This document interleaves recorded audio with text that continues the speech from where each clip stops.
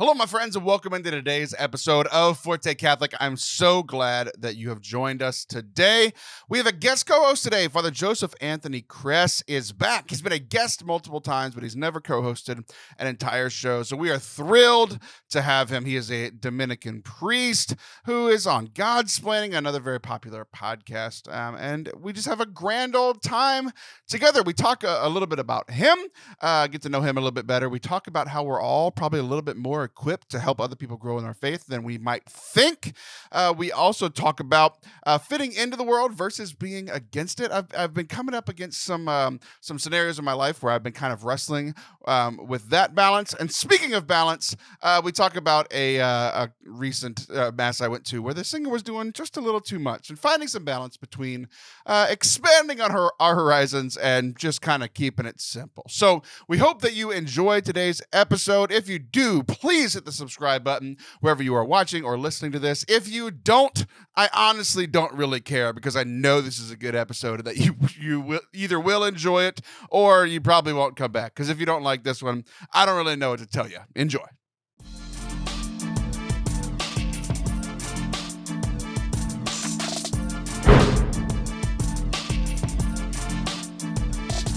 What's up? Welcome to Forte Catholic. I am Taylor Schroll, and I am joined today by someone who has been a guest multiple times on the show, but has never been a guest co-host. Father Joseph Anthony Kress is here. Father, how are you? Oh, man, I'm doing amazing. I feel like I've leveled up in life because I've gone from guest to guest co-host now. So I'm feeling very, very groovy right now. I'm feeling like I'm living life and living large because I've now slipped into a new phase of life, and that is being a co-host on Forte Catholic. So I'm loving this. I think we're at a good spot. I'm excited because you're a co-host on a very, very popular podcast. So it's funny that you think this is an upgrade. Well, it's you get so excited when there's like this kind of like new transition. The first time it's like, yeah, okay, I know how to be a guest on your podcast. We'll see if I know how to be a guest co-host. We'll see. I think we can do it, though. I'm excited for it. The answer is probably not, but we'll find out over the next hour. Well, you do a great job of instilling confidence in your co-host. Fine, I get that. Oh, well, no, like that's what makes you like, you think just being invited is like when you've made it. When I'm no longer nice to you and I'm only making fun of you, that's when you know you've made it with me because that's how I treat my real co-hosts. Okay, all right, I see. No, you've just moved the goalpost for me. Now I have something new to strive for. Right. I see it. The subtle coaching skills. So you have been on before, and you were one of my favorite guests, like to talk to on the show. But what really set you apart from the other guests was you were a guest back when this show was like live on radio, like 5, 6, 7 years ago, and how live radio worked was if somebody canceled on you, you were just plain screwed because you had to go live in like 10 minutes or whatever. There were multiple times, and you said this whenever we met, you're like, if you ever need somebody last minute, you're like, I don't have any responsibilities, just call me and I'll show up. And you did that multiple times. A few times, yeah. There were a few times where back in the day, we go way back, you and I, on this whole podcasting multimedia gig. But there were those times that, I regretted offering that invitation. I thought, you just throw that out there like as a kind gesture, as something nice, like, oh yeah, if you ever need me, let's do it. You freaking took me up on that offer and called me like, yo, this afternoon, can you jump on? I was like, yeah, I'll rearrange my meetings and whatnot, and we'll jump on. But it's always been fun. Like there's a certain level of like risk that's involved in that. There's a certain level of like kind of excitement of like, hey, we're going to jump into this, have a few ideas and fly by the seat of our pants and like, let's just roll with it. Let the Holy Spirit do what he does. And to me, that's a lot of fun. I enjoy that. And so, yeah, you took me up on that offer and then I responded and then look at us now. Look at us. Who'd have thought? Who'd have thought? Look at us. Here we are. Look at us. What's funny is like that entire experience that you just said is strange and new for you. but what, like, that's a normal episode for us. Like, this is exactly how we do it, so we just kind of show up and I tell the co-host kind of what we're going to talk about, and then we just hit record and go, and we argue about technical setups and things. Like, that's a weekly thing. You'd think that with the normal co-host, we've been doing this 3-4 years, still arguing about it. Still nothing. So let's do a brief reintroduction for those who, the 8 people that don't know who you are. And I would like to do this specifically getting acquainted with you by you going through the things that are physically behind you. Those that are watching on YouTube can see that. Yes. Those who are listening on audio will just have the audio experience of describing the things that are behind you on your desk, because I think it's actually a pretty good conglomeration of who you are. I actually, as you're, because you're right, it is. And as you're describing that and kind of leading me through that, I think that's going to be a new tactic that I have when I like deal with spiritual direction, or when I deal with like, let's look at the past life and describe the things that are behind you right now. Like, describe those things that are like on your little bookshelf right over your shoulders. Like it tells me who you are. So let me get to know you by looking in your past and describe that which is behind you now. Now let's talk about your future. Our guest co-host this week, a woman from the Midwest. Well, don't you know? I mean, you are wearing a white dress, so it makes perfect sense. The sucker goes back 800 years. Okay. But no, I'm happy to describe the things behind me. And I got a few other little things to my side that I can bring up for the camera to see. But the first thing, I'm trying to like make sure I'm doing this correctly. The first thing behind me is a coal miner's helmet, which is my father's coal miner's helmet. So I grew up in Southeast Ohio, in a small town on the Ohio River, and my father was a coal miner. And so when he retired, he was able to give me his helmet, and I keep it with me, and I have it in my office because I'm very proud of that. And I'm a son of a blue collar family. Learned my work ethic from my parents, and which is a crazy thing. My dad always, I love this, like growing up, my dad always said, like, study hard in school so you don't have to work hard like I do. Right. The reality was like, I have his work ethic in my blood, so it doesn't matter what I do. I'm just going to be working my tail off. But so you've seen Zoolander, correct? Yes.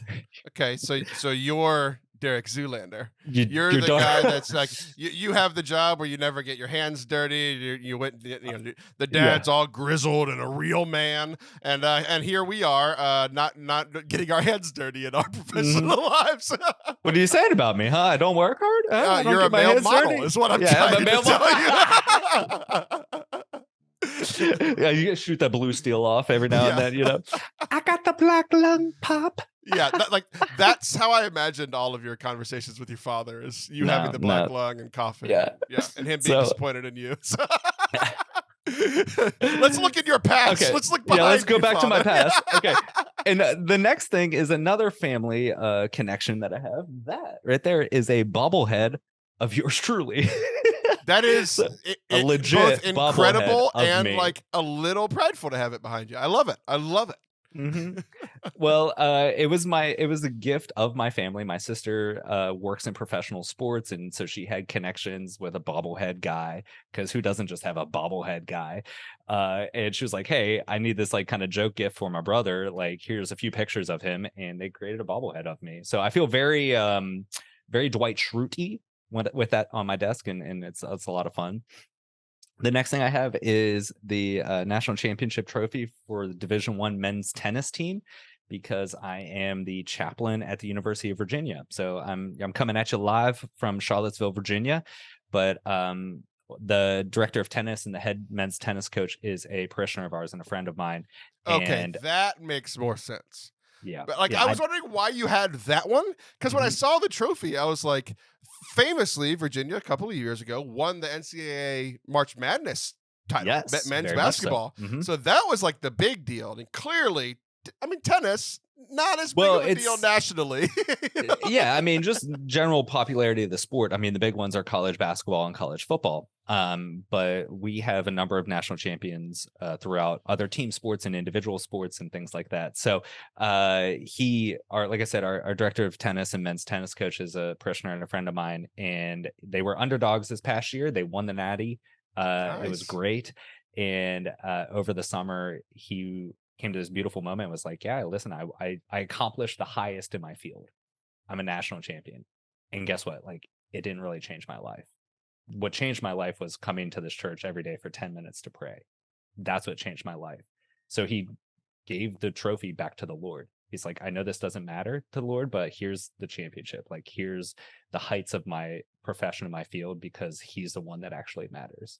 So he left the trophy at the church. Just like most priests that I know, someone gave something to the Lord and you intercepted it and kept it for yourself. Yeah, exactly. That's exactly it. So thank you for calling me out. Everybody else thinks it's really cool that I have the trophy, but you're the only one who sees through all of it. It's like, you're an idiot. No, I want to be clear. I love it. I just like poking fun. I know. It's good. So maybe I did level up in the co-host categories. Right, now you're making fun of me. But yeah, that's the story behind that. Really, it's like my being mean is how I show love. But the success of the show is, will you make it through the full 60 minutes of me treating you like this? Challenge accepted. I got you, bro. I got you. Oh man. So yeah, I think those are the three things, and then you can kind of maybe see the UVA logo underneath here. And I do have another bobblehead. It may be cut off in the shot or not. That other bobblehead is Pope Francis. So I was wondering if you were just going to completely ignore him. Nope, he's there. He's on the shelf. He's there. Okay, so you and the reason that I brought up the white dress. So the reason that you are wearing a white dress is that you are from the order of preachers. I'm a Dominican father, so I'm a son of Saint Dominic, 800 years strong, baby. I'm from the Eastern Province, so province of Saint Joseph. So big fans all the way through. I've been ordained now for like 6.5 years. I was ordained in May of 2016. Really? For some reason, not you look young and you're good looking, but but my Where are you going with this? Where are you going with this? Well, don't worry about it. But I thought you were a more seasoned priest than you are. I think you do have this kind of air of like, you know what you're doing. Now, to be fair, when I met you, you were in a dinosaur costume, so maybe I shouldn't have these thoughts. But there is some level of maturity, and maybe it's the Dominican thing. Maybe it's just because you're the smarts and the preaching. Maybe that's what it is. I just thought you were a priest for longer. Nope, I've only been a priest for 6.5 years. It's definitely the gray hair. Like, I was not ordained with this much gray hair. Like, this has come about over the last 6 years. So that when you said seasoned priest, like, I understand what you meant. Like, the salt and pepper is what you're looking at. Okay, that's exactly what you meant. I know. And just like when we met I didn't realize how close. When we met was like what, 4 or 5 years ago, something like that. So I didn't realize how I didn't realize how young of a priest you were then. Like, I would have assumed then you were like a 6-7 year vet. No, I mean, we met at a focus conference. We met at Seek. Do you remember what city that was in? It was in Indianapolis. Indianapolis. So I don't remember what year. They all kind of run together. Yeah, it's all a big blur. So that I may have been ordained like 2 years at that point when we met. Gotcha. I just didn't realize that. You just you just had this. When I met you, you were like wearing what you're wearing now, and you looked very professional. It doesn't really change. 2 hours later, a dinosaur came up and started talking to me. I was like, "Who are you?" And you're like, "It's me, Father Joseph Anthony." I was like, "Oh." Which immediately, as you say, that makes me sound like the introduction to a Mario Brothers game. Like, it's a me, Father Joseph Anthony. Like, weirdo. What's going on here, man? That's the other Father Anthony on this show. Remember, he's the Italian one. You're the Mideastern mom. So. Yeah, don't you know? Don't you know? You're very good at that. Speaking of Midwest things, so I am from Ohio, which I consider the Midwest. Some people don't, but it's the eastern part of the Midwest, let's face it. Okay, you're from the Middle East. That's so funny. Anyway, I'm from Ohio, but I love ranch dressing, right? Who doesn't from the Midwest? When you're from the Midwest, you put ranch on everything. Put it on pizza, you put it on chicken tenders, mozzarella sticks, like it goes on everything.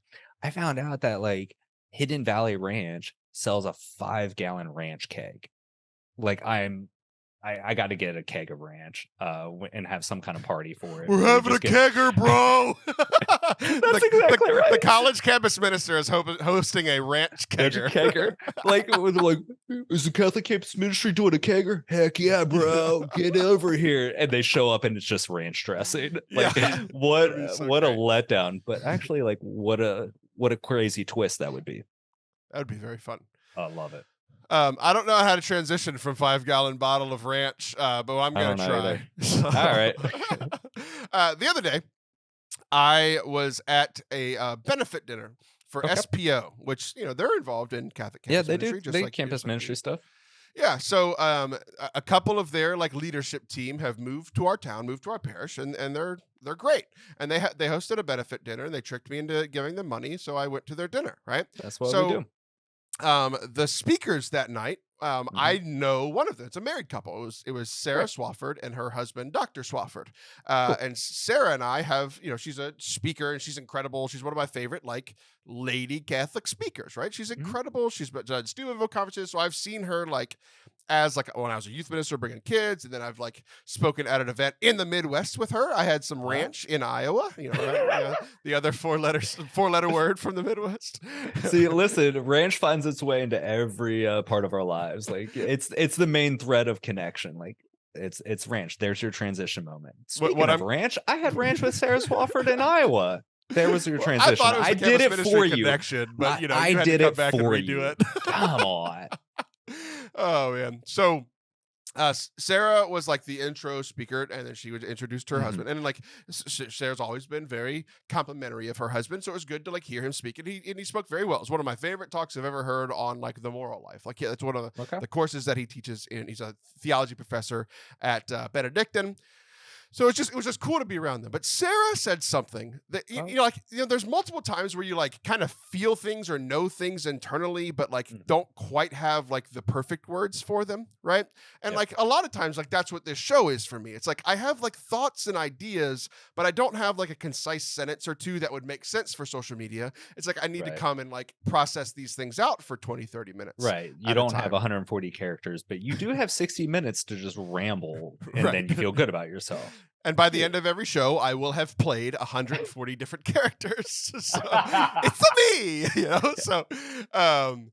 So she said something that I like immediately felt.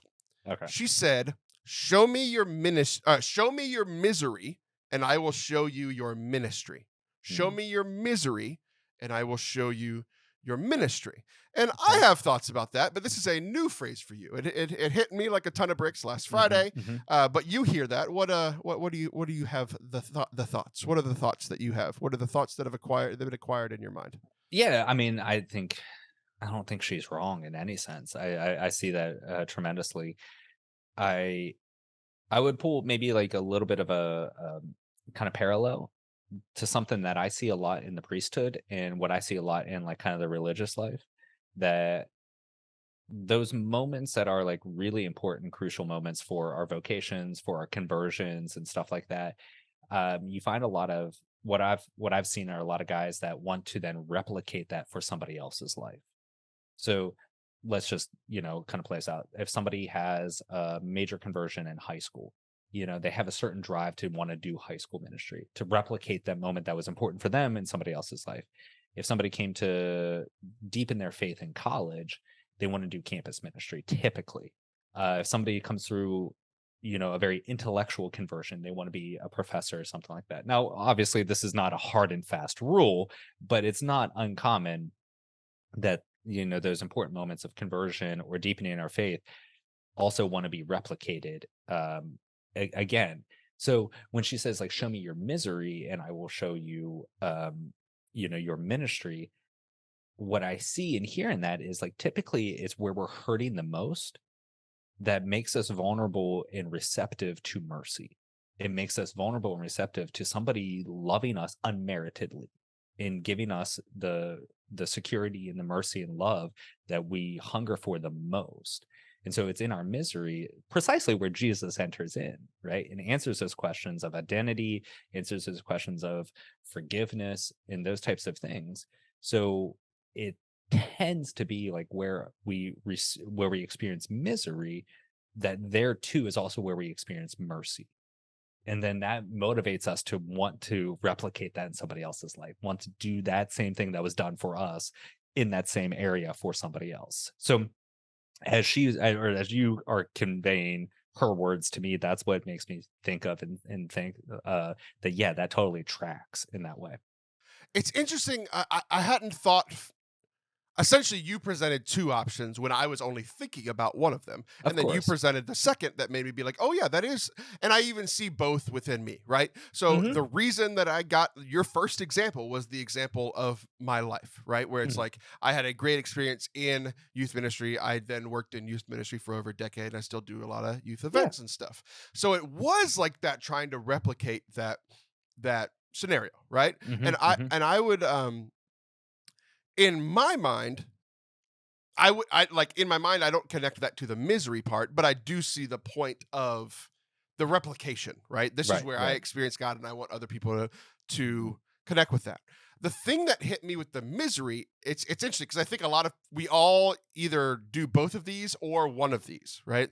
The Hmm. second option is a lot of my ministry has become trying to fill a gap of what I was missing in my Yeah. formation, right? Hmm. So a lot of things that were missing in my formation. The primary one was I was bored out of my mind around most Catholic things at Mass, CCE, youth ministry. I was bored out of my mind. So Yeah. what has most of my ministry become? Sharing the joy of the gospel. That this is Uh-huh. good news. That like adding some comedy, adding some entertainment value, because Hmm. that was Hmm. something that I saw was missing, right? Right. And I see this a lot now outside of myself. It's like I was just talking to one of my friends earlier who's like a big Latin mass guy. And it's because he went to a fairly liturgically liberal church growing up.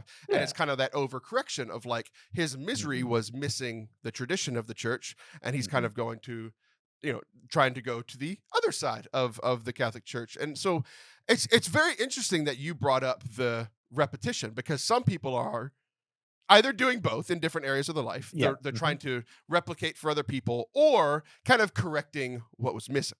And that's where I saw Well, like the misery. It was there was something missing in my mhm. local Catholic church. Yeah.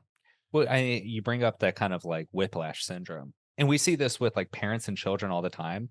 Like parents raise their kids in something and the kids tend to rebel or react in the opposite extreme sometimes. And they're like, whoa, why is this happening? Or things like, whoa, they weren't getting a kind of, I don't want to say harmonious presentation of the virtuous life or harmonious presentation of life. So they're reacting from one side to the other. And that can be exactly what you're saying is like, okay, this misery is addressing, or maybe this misery that I have is highlighting something that's been neglected in my life, something that I hunger for but hasn't been offered. So now that's going to become my ministry, right? This is going to become something that, even though it wasn't done for me, it doesn't mean I can't do this for somebody else, because you have that experience of misery, knowing that there's probably somebody else that feels that same way, somebody else who hungers for that same thing. So now I'm going to step into something and provide it, even though that wasn't given to me. I mean, I've done that many times, and I get very frustrated with, whatever it may be, aspects of formation, or, whatever it may be in the priesthood or in our campus ministry, and say, like, I can recognize that and I feel a certain pain because nobody did that for me. But that doesn't mean I can't turn around and give that to somebody else, because I know the importance of it. I know the priority that it should have. And even though it wasn't done for me, that's a tragedy. That's a hurt. That's a misery.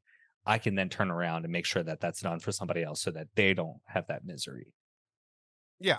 So I have a challenge and an invitation after this Oh, conversation. So that I okay. think the challenge would be to look at me to look at myself, you to look at yourself, Hmm. everybody listening to look at themselves and say, what are the parts like the when it comes to your faith and how you live out your faith, what are the things that you are like replicating that have worked for you in the past, and Hmm. then what are the things that you are kind of trying to correct and maybe even overcorrect. And I think just being able to look at those things and kind of Yep. evaluate that things might help with some spiritual growth.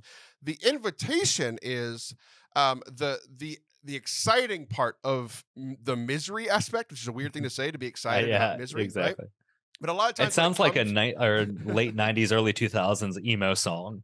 Right, The yeah, exciting part of misery. You have like hair like swiping across your forehead and your eyes. I did have hair back then swiping across my eyes. See, that was a subtle jab at you. You want to step at me. Bam, I got it back. You're fitting it perfectly. But I think the exciting part, or the encouraging part in our ministry, or in our misery, is that a lot of times people feel ill-equipped for ministry. You're a priest. I've worked in ministry my whole life, but a lot of people listening have not worked professionally in ministry. But it's what you know about and what you are equipped to do is to help people through things that have been a misery for you, right? Like, who are the sponsors for AA? People who went through AA and are now clean and sober. I'm not the perfect person to help a woman who has been abused, but I know a lot of women who have been abused who have found healing from that, and they would be perfect to walk with somebody through that. I know people who have been hurt by the church, and there are people who have gone through that and suffered through it, and there was misery, but now there has been healing. I know people who have X, Y, Z, like whatever your misery has been. And maybe there's partial healing, maybe there's full healing, but either way, you're able to specifically empathize with those people in a special way and be able to have conversations with, hey, these are the things that are either currently working for me or have worked for me in the past. And I just thought that was like, it was very freeing the way that Sarah said it, of like, you don't have to have being a priest is cool and having the degrees and being a smart Dominican is cool, but it's like there are people who have, because of their life experience, can help people through those similar life experiences even more than you or I could in those situations. Yeah, I think that's super important. That what is, for me, exciting about Sarah's quote, and what is, and this may sound crazy, but is a source of hope, is that even in your hurt, even in your misery, there's hope that you can have a ministry, right? I think there's this, unfortunately, there's this kind of desire sometimes for perfectionism, that like, oh, even if I'm hurting, struggling with something, I got to fix all my stuff. I got to perfect myself. I got to become pristine before I can actually engage in ministry. It's like, actually right there where that hurt is where your ministry is. Like, you don't need to like kind of downplay that, or I'm not saying that you need to be overshare and things like that. There's a legitimate sense of healing that needs to go into things before we can lead others, but to not be afraid of those things, that those things don't paralyze us. An experience of misery or struggle doesn't paralyze us from engaging in ministry, because it actually might be the very source and the very location of our ministry itself. Yeah, I mean, just to bring back something you said earlier, it's like where we received mercy, so we're probably going to be pretty apt to share mercy and help people have an encounter with God's mercy in those situations. So, all right, we're going to take a break. Whenever we come back, we are going to be talking about, I'm going to be talking with a religious priest about how to be in the world and not of the world. Don't go anywhere. We'll be right back.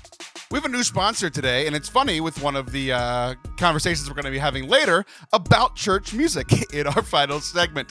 Liturgy.com makes it easy to plan music and prepare the liturgy for your parish. You can easily prepare for Mass with features like the ability to save and share and print your outlines, audio, sheet music previews, expert song suggestions. So if you are involved with liturgy planning, music planning at your parish, maybe you're a volunteer, maybe you work for the parish, liturgy.com is the place to go. Or if you're just a regular parishioner in a place where the music kind of struggles, which is, I've done the research, 98% of Catholic parishes in America, maybe you could suggest this kindly to a pastor or a music director or something like that as a way to help them and assist them. Now it's more affordable than ever with 3 new subscription options: Premium, Plus, and a free basic option. Join today by visiting liturgy.com just in time to prepare for the Advent and Christmas seasons. I was a music director at a parish once. If you don't know that they're already planning Advent and Christmas, you are crazy. These people are working hard for your parish, and liturgy.com can help them plan, make their lives easier. So check it out for yourselves. You can sign up for a free subscription with no credit card required at the link in the description below. Check out liturgy.com today for all of your mass planning music liturgical needs. Welcome back to Forte Catholic. I am Taylor Schroll, and that is Father Joseph Anthony Kress, the Dominican priest who's just hanging out with me and doing a little dance.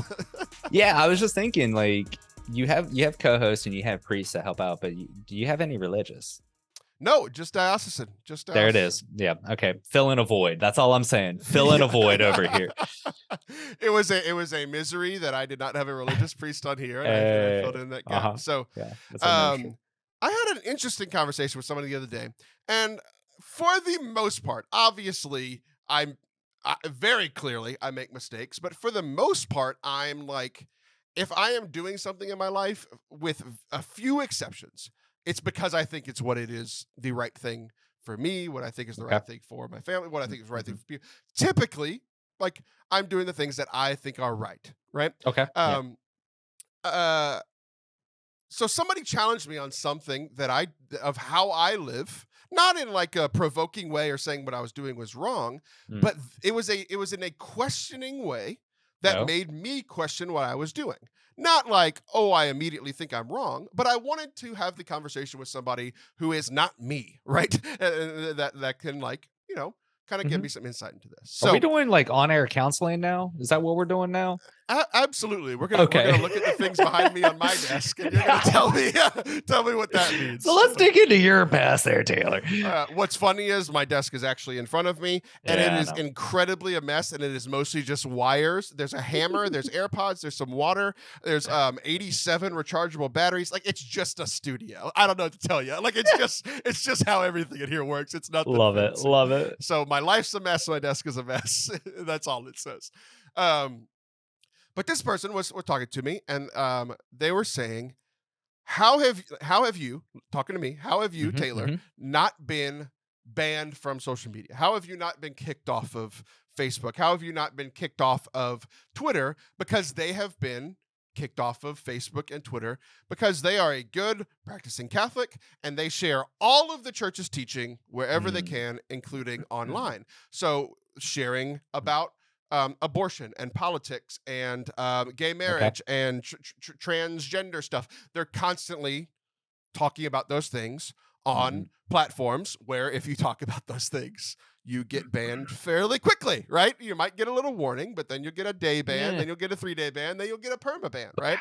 Yeah. And so it was one of those things where it's like I mentioned earlier, the way that I live my life online is the way that I think is best. But what she was noticing and what it brought to my attention is those are not subjects that I talk about online, because I would like to keep a presence online. I would like to keep a YouTube channel. I would like to be able to stay on Apple Podcasts. I would like to be able to stay on Instagram. But it brought up this whole, like, in the world, not of the world kind of idea. So I just wanted to kind of parse that out, because I have been doing what I thought was right, but maybe this was a challenge. Maybe I should be sharing the fullness of truth online. Maybe I shouldn't. I just wanted to kind of get your initial thoughts on some Catholics are being so Catholic that they're getting banned publicly, and I'm not Catholic enough to get banned publicly. That's actually, not my method. I think we're moving into a phase where, like, the real marks of holiness is whether or not you're banned on social media. Like, that's what this is dialing down to, right? 100%. Yeah. So Facebook get up to decides Santa Subito from Facebook. Get up to the pearly gates, and St. Peter's like, what's Mark Zuckerberg say about you? Has he banned you? No. All right, purgatory it is. Oh, you did get banned from Meta. All right, come on in. Yeah, that is not what's happening, for the record. You have a TikTok? Enjoy hell. Keep doing your dances for eternity in hell. Says the guy who started this segment with a dance. It's true. Got me. No.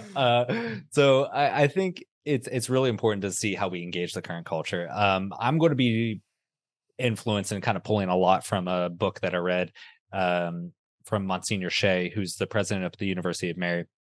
I love this book. It finds its way into every conversation that I have pretty much. The book is From Christendom to the Apostolic Mission. And one of the things he mentions in there, which I think is really, really important, is that, we have moved and swung from a different age. Like the church lives in two kind of epochs, two ages. It's either living in Christendom or it's living in an apostolic age. And it fluctuates. Like this is very common for the church's history that it swings from one to the other. And so we're in that transition currently from a Christendom age to an apostolic age. So really quickly, what's the difference? What's the difference between a Christendom age and an apostolic age? Yeah, I think a Christendom age is where the faith, Christianity, has a major influence throughout the society. So it's throughout the lived experience on a daily basis.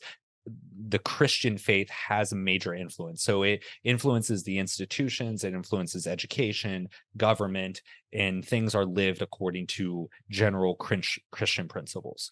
In an apostolic age, Christianity is no longer the major influence in a society's lived reality. And so those are the kind of two major influences. Sure. Um, so so Monsignor says makes the argument, and I agree with him, that we have transitioned into an apostolic age. And part of the struggle is when you live in an apostolic age and you're trying to live according to like Christendom principles, and that it demands different skill sets. And so you kind of have to understand that before you engage. One of the skill sets, and this is where I'm getting to kind of your point, I think one of the skill sets is to see how do you interact or how do you stand in front of an unbelieving culture. Like that's the line he says is like, how do we as Christians who are believers, who are faith-filled people, how do we stand, how do we interact in front of a culture that is no longer believing, is no longer convinced of Christian principles or criteria and whatnot. And he says the way that you do that is you stand in front of them and offer invitation. The struggle is when you stand in front of an unbelieving culture and world and try to impose or legislate the faith, and try to impose the legislation or impose the realities of the faith on an unbelieving world. And that's where the tensions and the fight hits. So I think when we talk about like, how do you now in our current culture, how do we live in the world, not of the world, precisely in an apostolic era, we have to live in the world and engage with that unbelieving world via invitation. So yeah, I know there's truth in reality, and I know there's truth about human sexuality and creation, and I know there's truth about our identity and all these other issues. I want to invite you to experience that. I want to invite you and share with you that versus the fight. No, you need to commit, you need to impose this and that kind of stuff. So I think that those that want to become culture warriors want to impose the truth, impose the reality, and not necessarily invite people. That makes a lot of sense, and it makes sense with the just this conversation that I was having. Is I Mhm. tend to be more of an invitation kind of person, and she Exactly. is pretty much imposing. She's going to share her thoughts no matter what the Yeah. audience and no matter who she's around, and we love it about her. And it's a little frustrating every now and then, But it's just that kind of more like antagonistic, Mhm, you mhm. know, approach, right? Um, so I hear what you're saying, and like essentially how I approach these things is pretty typically I'm not going to tackle hot button issues on social media for a Right. couple of reasons. One, because it's not does not tend to be the place where Mhm. it is one allowed, two received well. Even if it is Right. allowed, that's not where hearts are going to change, right? Mhm. Um, so essentially how I do it, and even with like last week's episode, it's like I wrestled with my internal thoughts and my Mhm. internal wrestling about my just kind of intellectual and like emotional reaction to the Shia LaBeouf and Bishop Robert Barron Yeah. discussion. I Yeah, had yeah. mixed feelings on it, and for 3 weeks I just kind of stewed and didn't share anything on Okay. social Yeah. media and then I finally realized that like I can't share my thoughts about this on social media. One, because they're more complicated than to be concise, Easy. right? Easy. Yeah. And and I think it would just cause more harm than good. So the Mhm. decision was, after spending 3 weeks of thinking about it and kind of pondering it, then I came on here and we talked about it for 30 minutes, and I was able to get my thoughts out. But it took almost that whole Yeah. 30 minutes to get like my full kind of thoughts on the matter, right? And it's like, not everybody has a Mhm. podcast. I understand that. Well, most people do, but not everybody does. Any But schmuck can have a podcast. right. Come on. But like, for me, this podcast is having long form Mhm. conversations with my friends about things that I want to talk about, right? So it's like everybody can have conversations with their friends about things that they want to talk about. And so I think for me, a lot of the hot button issues, like the things that I don't talk about on social media, Yeah. gay marriage and abortion and those sorts of things, it's like I'm having those conversations fairly regularly in my life, especially in Mhm. like Mhm. the ministry that I'm doing at our parish and in conversations that I'm having with people, right? It's just very rare for me to address it on social media. So here's so But and I want to go pick ahead. up on that before you go too deep. Like, one of the things I've learned from ministry and like actually running a ministry and running a staff and knowing how to do that is you have to establish trust before you can move to conflict. And like, conflict's good and healthy and can be good. But that you can only do that if there is an established trust there. And typically on social media, it's impersonal. And so you're trying to jump to conflict, to these hot button issues, without actually having a trust with people. And so like that isn't the place to deal with these hot button issues. That isn't the place to kind of poke the bear and deal with this. Like, if there's going to be some level of conflict, it needs to be done within the context of a relationship, within the context of a trusting relationship, for it to actually be fruitful and be charitably done. And if you don't have that, then it's like, yeah, you're not going to engage in that. And I don't, I don't see the purpose of that either. Yeah, and ultimately it's like, who's it for? Is it for you to feel better because you want an argument, or is it for the sake of the other person? Which leads me to like the final end of this, right? Right. Because the struggle that I have is like, essentially everything that you have said has kind of backed up how I have been doing things, right? Hmm. And Hmm. kind of reaffirmed me. But the end is, what happens if, and like anytime you get into hypotheticals, they might not be completely real, right? Right. But what Right. happens when people like me, who have the knowledge on and desire to share truth Hmm. and Hmm. has the knowledge to be able to answer questions on some of these hot button issues, what happens when all of us either leave social media platforms or are not talking about these issues, right? Because Hmm. essentially the end is, it used to be okay to talk about in these public forums of Facebook and Twitter and Right. Right. Instagram, and now they are policing it down to where it is not.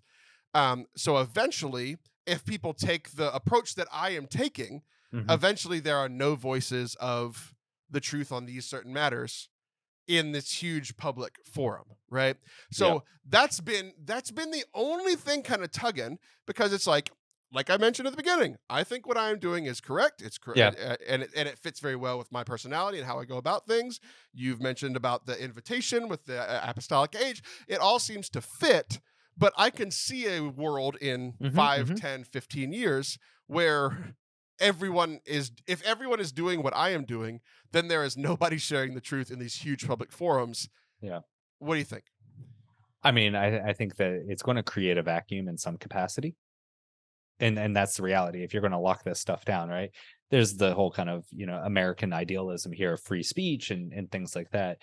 But there's going to be, if these things do get kind of locked down and unable to be discussed in those areas, and people of faith don't have an opportunity to speak freely and defend their faith or engage in some context, I just don't think social media is a platform of legitimate conversation and engagement.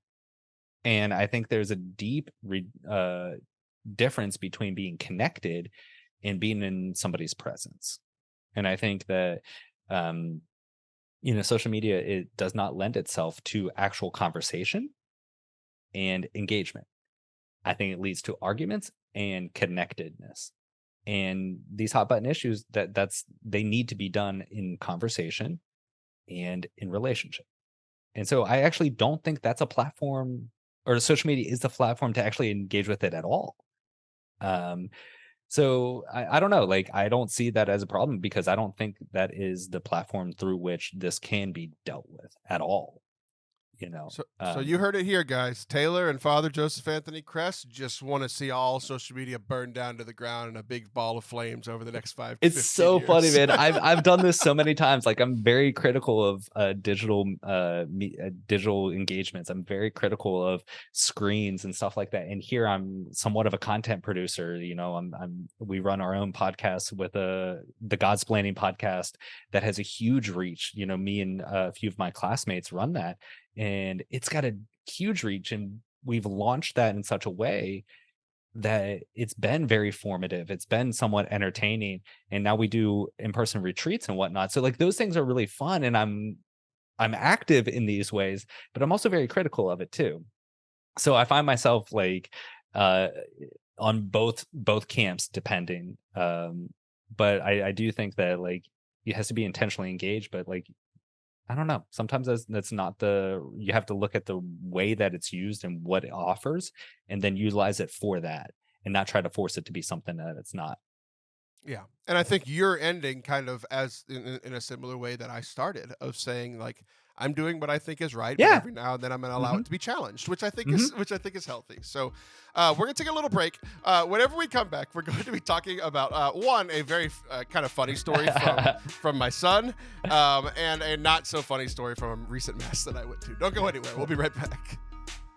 Over the last few weeks, we've been talking about our pilgrimage to Rome next summer that we are very, very excited about in late May, early June. You can find all that information at fortecatholic.com/travel. Travel, that's that word, not travel. That'd be a weird place to go. Maybe I'll put TRABEL and it'll redirect to travel. Who knows? But maybe don't do that. Just go to fortecatholic.com/travel. But our friends at Select International Tours, who are helping us, they're doing all the heavy lifting on this trip. They have a bunch of other trips. I've had a few people reach out and say that they can't go because they already have commitments next summer. Don't worry. They have a bunch of other great pilgrimages, especially some more coming up pretty soon. So if you go to Select International Tours, Google it, type it in. It's the easiest way to find their website.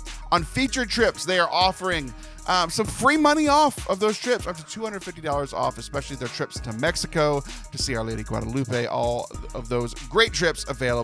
So head on over to their site today, Select International Tours. Welcome back to Forte Catholic. I am Taylor Schroll. That is still Father Joseph Anthony Kress O.P. He is so overpowered. So 2 stories to close out our time together. One, I was at Mass this past weekend, and good for you. Happy. Well, it was close. I almost didn't make it. I watched 7 hours of NFL football and then decided I'll go now. And I went to the 7:15 Mass. It's like it's at a college campus. Maybe I should have said that because I'm narrowing down where I went. But there was a singer there that was just doing a little too much, right? And it wasn't like completely inappropriate. It wasn't like they were trying to make it about them. But let's just say they had the skills to do something like this. Amazing grace, how sweet the sound. And this is what they were trying to do. Amazing grace, how sweet the sound. They're trying to do something like that, and it sounded not good. Not good.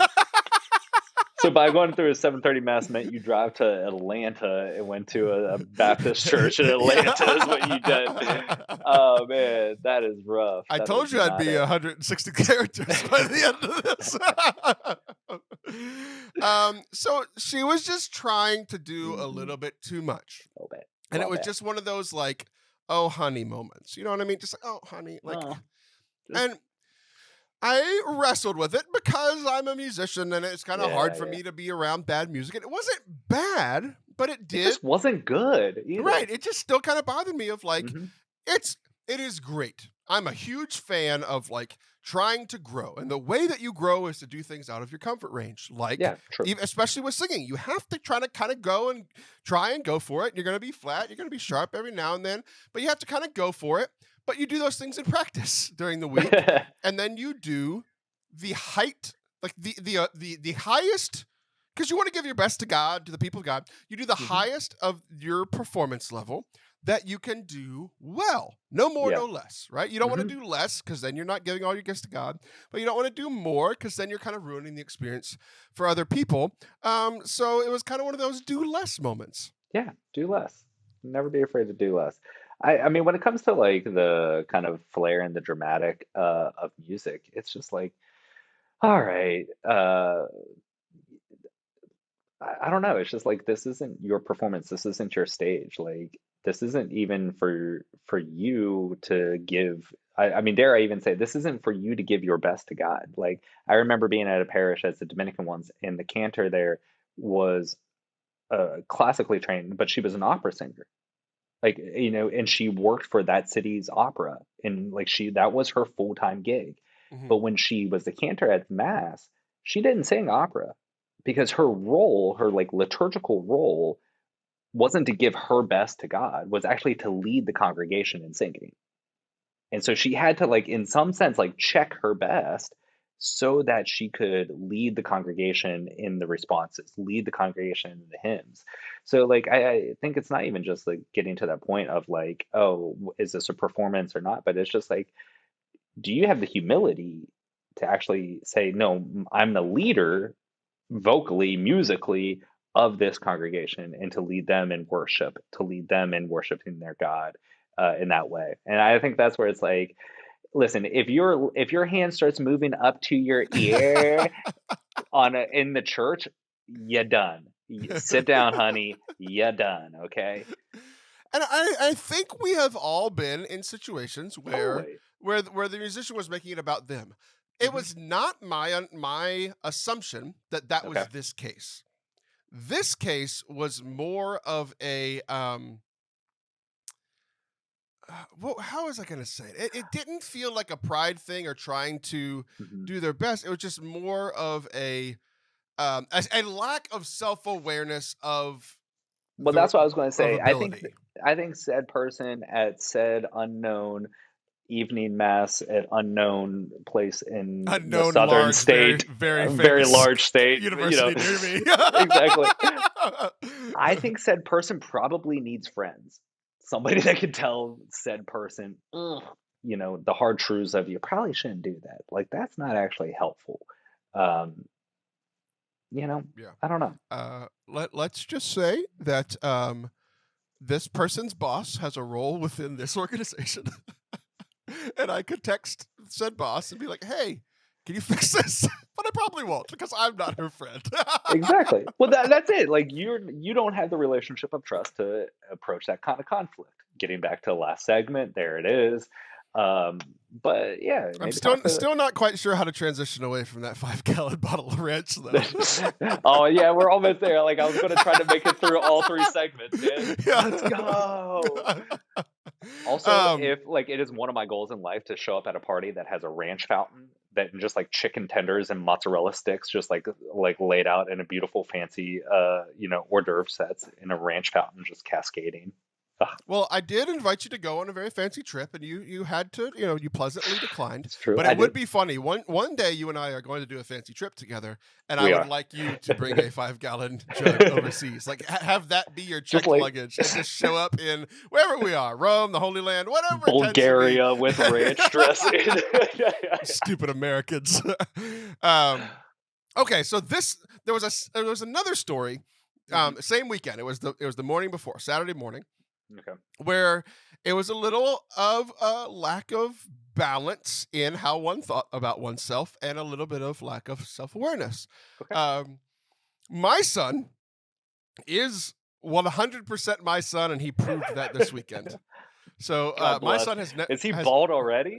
but he was when he was born. Oh, okay. We had the same amount of hair for a couple of years. But people who have listening for a while know that I didn't used to be this fat. I used to be a very good athlete. I was a college athlete. I didn't You win were the good. tennis nationals, but I was pretty good. Yeah. So my son, being the son of me in a long line of athletes, he's a pretty good athlete, but he's never played organized sports.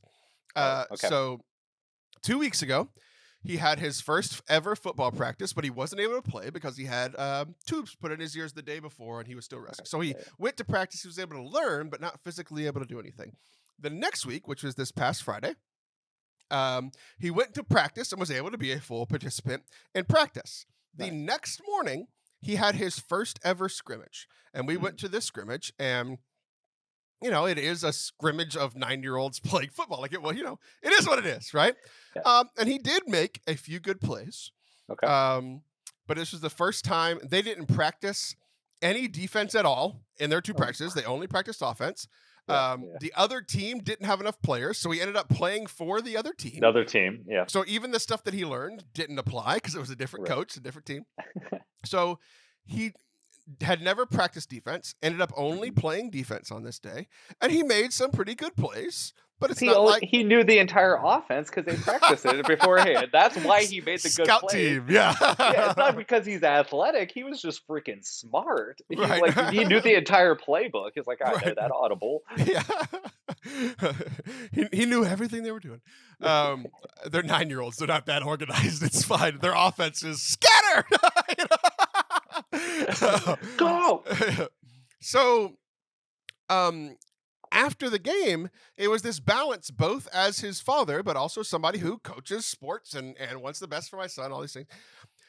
He consistently, after the game, driving home from the game, throughout the day, like we're hanging out most of Saturday, and he's just saying how good he did and how he's so good at flag football and he's the best, and he probably doesn't even need to like go to practice anymore because he's fine. Like I could tell, like there's a couple of times like after he made a few good plays, he started like not listening to the coach. Like he's been playing flag football for 87 minutes. Total, like not that day, total. And he is like, I'm the shiz. You know what I mean? Like, and it was this like, for me, one, he's 9. It doesn't ultimately matter. And it was just kind of funny. Yeah. But it was just kind of funny to see a similar thing of like, of this balance of like me as a father, I want to be balanced of like, you played very well, but you also need to continue to want to work hard, continue to listen to your coaches. He found no balance. He thinks he's God's gift to flag football. That's going to take him far in life, right? That flag football career. Make sure that he knows that's his ride to a full college education is flag football, and he's got it. Y'all don't have that. You don't have the coach of flag football at Virginia. No, we don't. I mean, we have an intramural flag football, but you kind of have to pay for that. It's not going to pay you for that, right? No, I think that he's got to be able to. I mean, that whole aspect of like having somebody to check you and knowing the difference between individualism and like being integrated into a community, right? It means there's always in a team or in a community, there's always somebody better than you and the's always somebody less than you. Like in a business, there's always somebody I've never had that higher than you. But I I know that it's true for a lot of people. Yeah. So like that's where like getting back to the singer, like they're probably really good by themselves. But like once they get into a communal situation, whether that's leading a congregation or a team sport, that doesn't matter. Do you remember? No, I mean, do you remember the 1992 Olympic men's basketball team, the Dream Team? I mean, I know of them from later. I mean, I was 2 at the time, so I don't like have like legitimate memories. But I like had easy. Their I was later. 5 and I remember it. Okay, that was a major moment in my life. But they won gold. They just like rolled over everybody. And the United States won gold in men's basketball for the next like 38 years or whatever. And then we lost and barely made bronze, I think, like a few years ago. I forget what it was, like 2002 or something like that. And the reason why that was like 20 years ago. Isn't that hilarious? No, I think it was like 2012. I don't know Olympics, whatever. It was recent. First time the United States lost a gold medal since 92. Let's put it that way. But the reason why was because there's a bunch of individual stars and no team athlete. It wasn't no team mentality. Individual athletes, no team. So the reason why this is important is like, okay, if you're going to live in community, this isn't about individualism. If you're going to live in community, you're going to lead a community in some capacity, you have to be able to be humble enough to say, these are my strengths, but these are my weaknesses. And you can't think that you're the best out there. I mean, the singer to the athlete, it's going to be the same story. Yeah, and I think the thing that stuck out to me the most with my son is because obviously I have a relationship with him, not the singer, but the conversation and trying to find the balance of it's just constantly holding in the tension like that I hold within myself of I am very good at this and I'm going to work my butt off to continue to get better, right? And that's how I approach most things in my life. Like I'm a pretty confident person in the things that that I am good at, but it's never a complacency of like I am constantly challenging myself to get better. And I think that's a hard thing to teach people, right? Like I'm trying to instill it in my son. I have to do it a lot with coaching like the track kids at the school. But then I think a lot of times it's easier with kids. When I try to do that with adults, it is almost always taken as a diss, right? Yeah, totally. Totally. Anytime I try to give some kind of professional feedback of like, hey, let's try to get better in this area, it can often hit people as, oh, I'm not good enough, or he doesn't think I'm good enough, right?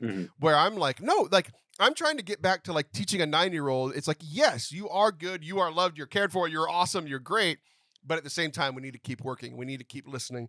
We need to keep, and it's like, it's just one of those things that I've noticed that it is harder for adults to hear that, but it's just like, it's one of the most basic lessons that we were supposed to learn as kids that just gets a little harder as pride gets in the way as we get older. Yeah. I mean, it's a thing that we always want to, and you could talk about social media and perfectionism, like throws this on an exponential level. Is that we feel like we always have to have our ish put together. And if somebody says, you could do better, then you feel like it's a total catastrophe now. Instead of like, yeah, you're probably right, I can do better in these other areas. And so it's like, I'm always a full package deal. And I have to present myself as completely packaged and good. And so if anybody critiques that or anybody doesn't like that, then they hate all of me. And it's catastrophic. And I go into a tailspin. And it's like, shut up. We all have baggage. We all have areas we can get better. Just deal with it. So the final word to all the listeners is you are awesome and great, but you could probably be doing a little bit better. Yeah. My final coming from the Dominican, right? Work harder at your holiness, right? That's exactly what St. Dominic founded this order for, is to tell people to work harder and do better. Okay? And whip people with your rosaries. Exactly. That's sarcasm. That is not the reality, just for the records here. Okay, it's all mercy. And then my final message to you is you did great. This was so much fun. You probably could have done a little better, but it was great. I really enjoyed it. You mentioned the podcast earlier, Godsplaining. People can go check that out wherever they listen to podcasts. And then I know that you are also on the Instagram that you hate. So how do you want people to get in touch with you? I would say check us out on all of the podcast platforms as well as YouTube. It's Godsplaining is our podcast. And then personally, I have an Instagram. I'm not super active on it. I've kind of taken a little bit of sabbatical, but I do check it time to time. And that is Kress O.P. But I would say if you're going to check anything, check our campus ministries Instagram. It's fire. Our students are amazing at it. Their artwork's touching and really good. And that handle is at Catholic Who's, HOOS. So that's our ministry, Catholic Who's at UVA. Yeah, make sure you spell that one right. HOOS, right? That's you gotta be wary of that autocorrect. It can throw you for a loop. But follow our campus ministries Instagram. It's a pretty fire one. Cool. If y'all haven't done an episode yet about Jesus and called it God Became Mansplaining, then you're failing as a podcast. I'm Taylor Scholl. That's Father Joseph Anthony Kress. Thank you for filling in. Thank all of you for watching, listening today. I will be back next week. See ya.